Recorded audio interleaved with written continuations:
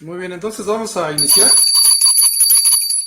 de forma tradicional, como se acostumbra en los grupos de Alcohólicos Anónimos, con la carta de presentación de AA, que a su letra dice: Alcohólicos Anónimos es una comunidad de hombres y mujeres que comparten su mutua experiencia, fortaleza y esperanza para resolver su problema común y ayudar a otros alcohólicos a recuperarse del alcoholismo. El único requisito para ser miembro de Alcohólicos Anónimos es el deseo de dejar la bebida. Para ser miembro de Alcohólicos Anónimos no se pagan honorarios ni cuotas. Nos mantenemos con nuestras propias contribuciones. AA no está afiliada a ninguna secta, religión, partido político, organización o institución alguna. No desea intervenir en controversias, no respalda ni se opone a ninguna causa. Nuestro objetivo primordial es mantenernos sobrios y ayudar a otros alcohólicos a alcanzar el estado de sobriedad. Bueno, usted dice la carta de presentación de Alcohólicos Anónimos. Pues bueno, darles la bienvenida a los compañeros que en este momento se están uniendo a la transmisión con la intención precisamente de compartir la experiencia de lo que es el tercer legado o los 12 conceptos para el servicio mundial. En esta ocasión, bueno, agradezco el contacto con los compañeros y que nos hayan dado la oportunidad de poder hablar de forma general sobre lo que es la estructura de Alcohólicos Anónimos Sección México. Pero antes de esto, por supuesto, hablar sobre lo que es Alcohólicos Anónimos de forma general y cómo es que se estructura el tercer legado o los 12 conceptos para el servicio mundial. Pero antes de esto, quiero mencionarles que en este mes de agosto, a mis compañeros de allá en Argentina, estamos celebrando un año más del regreso a lo fundamental.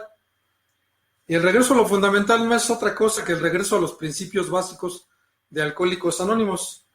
Esto quiere decir que el 24 de agosto del 86, 8 áreas, en este caso de Alcohólicos Anónimos, deciden separarse y conformar lo que es un movimiento que el día de hoy se conoce como Alcohólicos Anónimos Sección México.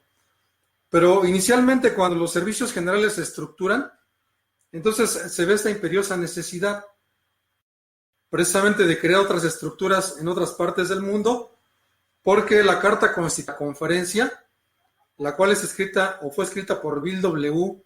dentro de lo que es el plan de la conferencia o manual de servicio, establece en el artículo 2 precisamente esto: la creación de otras estructuras en otras partes del mundo. Pero para poder llegar a esta conclusión debieron haber transcurrido algunos años, e inicialmente dentro del mismo concepto 1 nos habla esta razón apremiante. Por un lado, la cuestión de la tradición, y por otro lado también pues la cuestión apremiante de salud, por supuesto por parte de los cofundadores de Alcohólicos Anónimos. Pero bueno, entonces inicialmente cuando se estructura lo que es el plan de la conferencia o plan del tercer legado, encontramos precisamente esta necesidad de que otras estructuras en otras partes del mundo se conformaran. Pero entonces, después de que surge el movimiento en el año del 35, recordemos que el primer grupo de Alcohólicos Anónimos se establece en la ciudad, donde tienen esta reunión el doctor Bob y por supuesto Bill W., con la intención precisamente de poderse mantener sin beber. Esto quiere decir que Bill W. en esta etapa de su alcoholismo y cuando ya intenta por supuesto dejar de beber, se da la tarea precisamente entonces de contactar a otro borracho o a otro bebedor, que en este caso pues es el doctor Bob o fue el doctor Bob. Entonces Henrietta Sieverly, que en este caso era una conocida y que era llegada en este caso a los grupos Oxford, ella fue precisamente uno de los conductos para que Bill W. pudiera contactar al doctor Bob. Cuando se llega a ese contacto precisamente en la casa del doctor Bob, ellos tenían la intención, por supuesto, de platicar solamente por 15 minutos. O sea, el mismo doctor Bob no se sentía en ese momento dispuesto a dejar de beber, pero entonces, en este afán, por supuesto, de buscar una alternativa, pues concede estos minutos a Bill W., pero entonces esta reunión se prolonga por horas, con la intención precisamente de que, pues, poder escuchar lo que Bill W., que en ese momento quería compartirle. ¿Y qué es lo que se suscita en ese momento? Se crea el movimiento de Alcohólicos Anónimos, aunque por supuesto el doctor Bob vuelve a beber, porque se va a una convención posteriormente al Atlantic City. Entonces el primer encuentro que ellos tienen es en el mes de mayo. Pero ya para el mes de junio, precisamente el 10 de junio, que es cuando el doctor bebe su último trago, en ese momento es entonces cuando surge el movimiento de Alcohólicos Anónimos. Entonces, el primer grupo de Alcohólicos Anónimos se establece en la ciudad de Akron, Ohio, allá en Estados Unidos. Bill W., por supuesto, regresa a Nueva York, porque recordemos que él era originario de la ciudad de Nueva York, y solamente por cuestiones de negocio tuvo que asistir a la ciudad de Akron, Ohio, que fue donde puede contactar al doctor Bob. Pero entonces Bill regresa en este caso a la ciudad de Nueva York y se funda el segundo grupo de Alcohólicos Anónimos, que es en la ciudad de Nueva York. Pero 2 años después Bill W. regresa a la ciudad de Akron, Ohio, y hacen un recuento en ese momento ya de 40 casos de alcohólicos en recuperación. Esto quiere decir que el movimiento pues estaba teniendo auge, porque Bill W. se reúne con el doctor Bob y ellos hacen un recuento de estos 2 años que ya habían transcurrido y se dan cuenta entonces que la recuperación masiva de alcohólicos es posible. Pero sin embargo, pues no era una labor sencilla, porque iba a ser demasiado complicado el llevar el mensaje de persona a persona. Es decir, de ir de persona en persona, llevar el mensaje, era muy complicado, que en un inicio, por supuesto, ellos lo realizaron de esta forma. O sea, el compartimiento de experiencia era trabajo directamente de paso 12, es decir, directamente con el enfermo alcohólico. Pero entonces, en esta reunión que tienen ellos 2 años después del que se funda el primer grupo de Alcohólicos Anónimos, se dan cuenta entonces que esta recuperación masiva de alcohólicos es posible, pero se requiere entonces literatura uniforme, es decir, un texto básico, pues, ayudarnos a entender las experiencias de los primeros alcohólicos, una difusión del mensaje a nivel masivo. Entonces todo esto se comienza a estructurar. Ya para 1938, cuando se crea la Fundación Alcohólica, recordemos que la Fundación Alcohólica comienza a funcionar con un objetivo, que en un inicio tal vez no era muy claro para los primeros alcohólicos. De hecho, Bill W., recordemos que él tenía esa intención inicialmente de recabar fondos, porque creía que el movimiento de Alcohólicos Anónimos requería mucho dinero. Decía, pues es que requerimos mucho dinero porque estamos haciendo una gran labor. Sin embargo, en aquella cena que tiene con John D. Rockefeller, y se da cuenta entonces que un no alcohólico ayuda a estructurar precisamente lo que más adelante vendría a ser la séptima tradición, le da entonces en ese momento una ayuda importante al movimiento, porque entonces decide solamente darle $5,000 para mantener en ese momento Bill W. y poder pagar la hipoteca del Dr. Bob, que en cierta forma también tenía problemas económicos. Pero entonces el objetivo inicial de la Fundación Alcohólica precisamente fue ese, el comenzar a captar fondos. Y recordemos que Bill W., dentro de esta relación que tenía con personas no alcohólicas, pudo hacerse de contacto con gente no alcohólica, profesionales, en el campo de la psiquiatría, por ejemplo, y con la intención entonces de darle una bala al movimiento, deciden entonces empezar a jalar este tipo de gente no alcohólica, lo que conocíamos en este momento como custodios, o se conocían en ese momento como custodios clase A, es decir, compañeros o personas no alcohólicas. Forma de dar una bala al movimiento. Y Bill tenía, por supuesto, esta idea de decir, bueno, si entonces empezamos a jalar gente no alcohólica con la intención de que pues las personas, en este caso adineradas, puedan darse cuenta de que el movimiento pues es un movimiento serio y que no estamos pues pensando en volver a beber, pues entonces decide de incluir a estos amigos de Alcohólicos Anónimos, custodios clase A, con la intención de dar una bala al movimiento. Pero ¿qué es lo que sucede?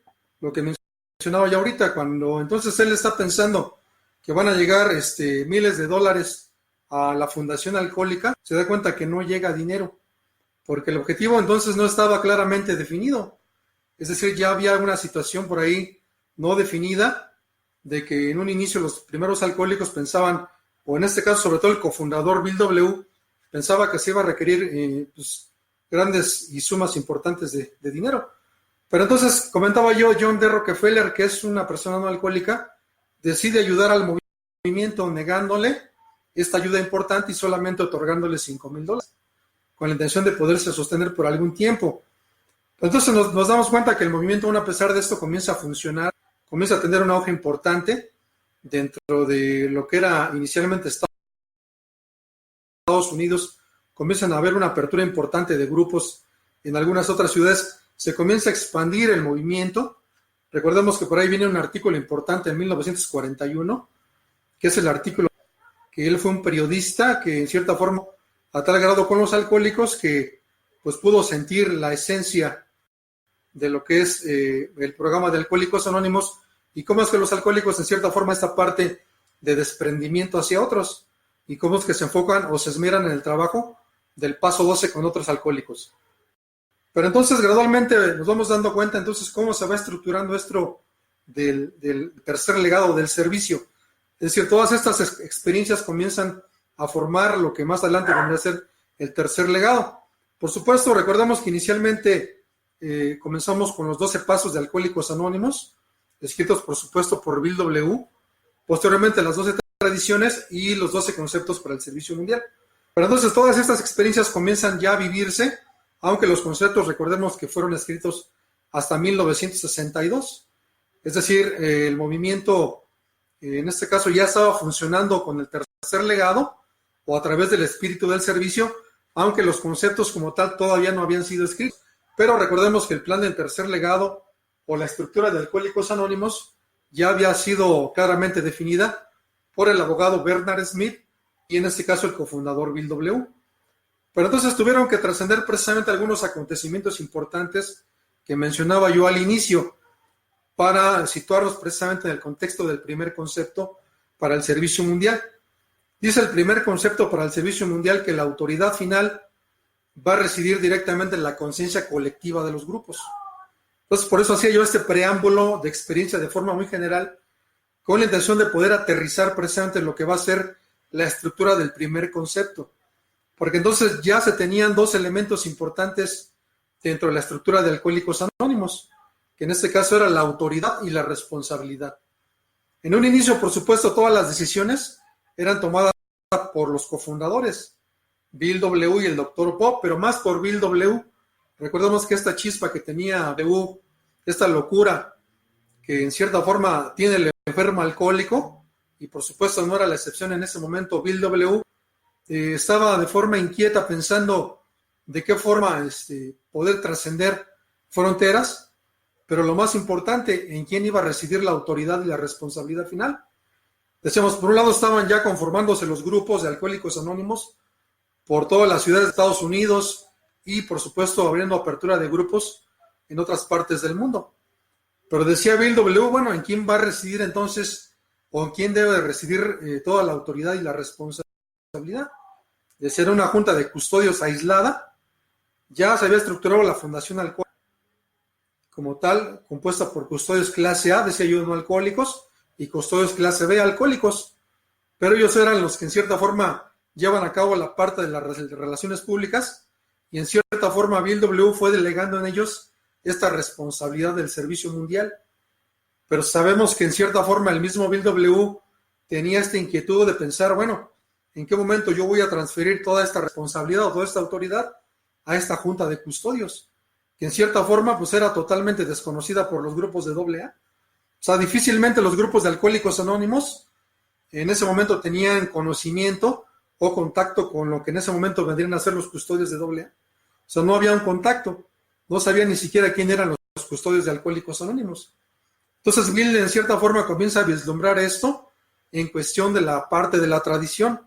Recordemos que las tradiciones de Alcohólicos Anónimos fueron escritas en 1945 y del mismo modo las 12 tradiciones de Alcohólicos Anónimos como nosotros las conocemos son sentadas o su base directamente en errores en los primeros años de AA, todas las desviaciones de la tradición que en su momento hubo, rupturas de anonimato, por supuesto, en este caso afiliaciones que en cierta forma pues hicieron vislumbrar que si nosotros nos afiliábamos, por ejemplo, a otras entidades ajenas a Alcohólicos Anónimos o recibíamos dinero, por supuesto, por parte de gente ajena a AA, entonces esto, por supuesto, traería como consecuencia pues